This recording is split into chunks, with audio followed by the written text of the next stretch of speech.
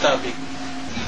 Magandang umaga po sa inyong lahat. Ngayon po, nandito tayo sa Imus Municipal Jail at makikiselebrate sa 11th National Correctional Consciousness Week.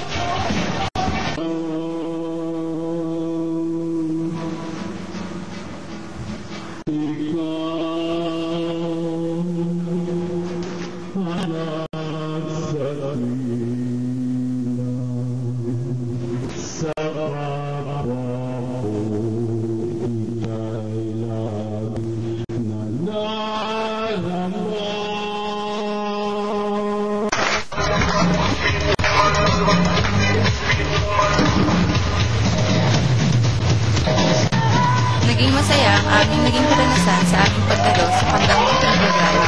Nandugan kami na makabagbag ng dami, ngunit nakatutuwang awit ng isa sa kanilang detainee.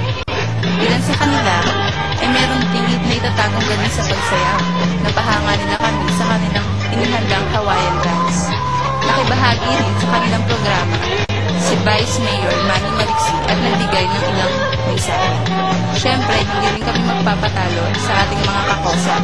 Kaya naghanda rin ang ilan sa aming miyembro ng kanilang munting handog na sayaw at club.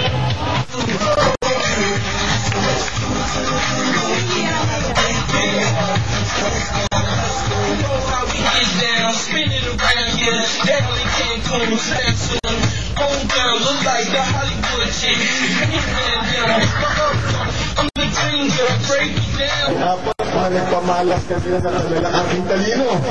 Hindi lamang talino pero lakas na mo. Pakita, maging magandang ehemplo, halimbawa, ng isa pong katulad po ninyo sa pagbabalik sa ating lipunan ay magiging magandang kapan.